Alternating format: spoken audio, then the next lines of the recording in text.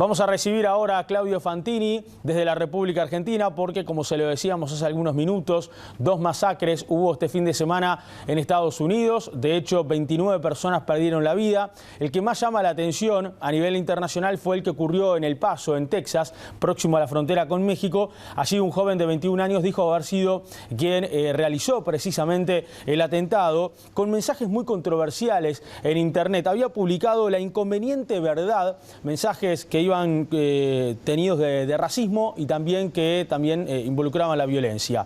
¿Por qué este hecho puntualmente que se dio en El Paso, Texas, Claudio? Y aprovecho para saludarte este fin de semana. De alguna manera, bueno, está dañando la imagen del presidente norteamericano Donald Trump. ¿Cómo te va? Buen mediodía.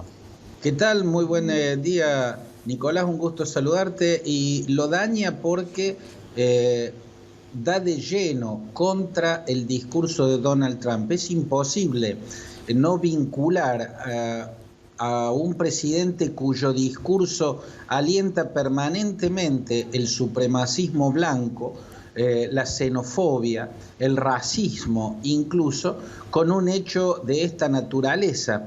Se descubrió que Patrick Wood, el autor de la masacre en la ciudad fronteriza de El Paso, había escrito un manifiesto. Vos lo mencionaste, La verdad inconveniente se llama, y cuando uno se asoma a ese manifiesto claramente racista, vemos que él hace una teoría de la invasión hispana que estaría ocurriendo en Texas. Él describe que Texas, su estado, él vive en las cercanías de Dallas, viajó casi 1000 kilómetros hasta llegar al Paso, que es la ciudad que está del otro lado de la frontera de Ciudad Juárez, del lado mexicano, y es la ciudad que es como la gran puerta, la principal puerta de ingreso de mexicanos y por ende de latinoamericanos a los Estados Unidos. Él sostiene que se está produciendo una invasión hispana a los Estados Unidos, una invasión hispana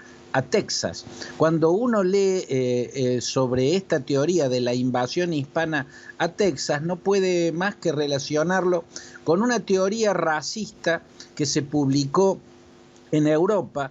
Renaud Camus es el autor, un escritor muy gris, muy opaco y muy racista, muy xenófobo, que elaboró la llamada teoría del gran reemplazo. ¿Qué plantea la teoría del gran reemplazo? Que los europeos son una civilización que habita un territorio desde hace más de 1500 años, pero en solo 3 generaciones va a perder el dominio de ese territorio a manos fundamentalmente de musulmanes.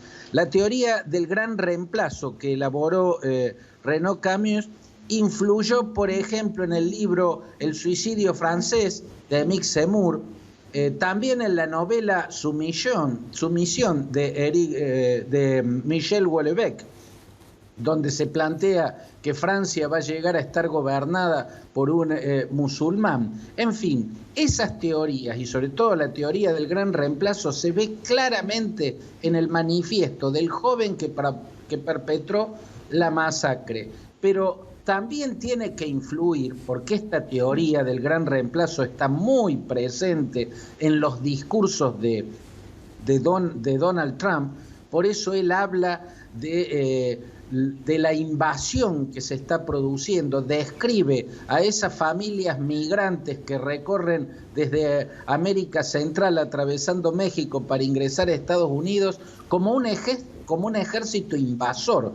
Trump habla de una invasión, igual que esas teorías supremacistas, y por eso es que su discurso, en el que empezó a plantear desde las primarias republicanas que los mexicanos son asesinos y violadores, que se está produciendo una invasión despiadada y un montón de cosas más. Recientemente le dijo a 4 legisladoras norteamericanas que tienen origen extranjero, son descendientes de extranjeros, que si odian a Estados Unidos y alman a Al Qaeda, que vuelvan a sus países, ¿no? Este discurso desopilante es racista y sin duda influye en mentes perturbadas como la de este joven supremacista blanco que perpetró ayer la masacre en la ciudad del Paso, en el sur de Texas. Y que seguramente va a generar mucho debate político también, ¿no? En las declaraciones del propio presidente norteamericano,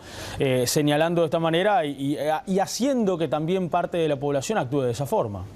Por supuesto, y también está otro de los temas, que es el recurrente debate sobre el libre acceso a las armas. En esto también lo que ocurrió en Ohio, la masacre que se produjo en Ohio, que no tendría que ver con el racismo, sino con otras perturbaciones mentales, pero vuelve a poner de manifiesto lo que ocurre permanentemente en los Estados Unidos por la facilidad de acceder a las armas de guerra. Y hay que recordar, Nicolás, que el año pasado, cuando se produjo una masacre en una escuela de Parkland, en el estado de Florida, lo que se le ocurrió decir a Donald Trump, un gran defensor del lobby armamentista que encabeza la Sociedad Nacional del Rifle y un gran defensor del libre acceso a los armamentos, lo que se le ocurrió decir fue que los maestros y los profesores debían ir a las escuelas armados, ¿no? Esa fue la forma de enfrentar el tema de las masacres recurrentes en los lugares públicos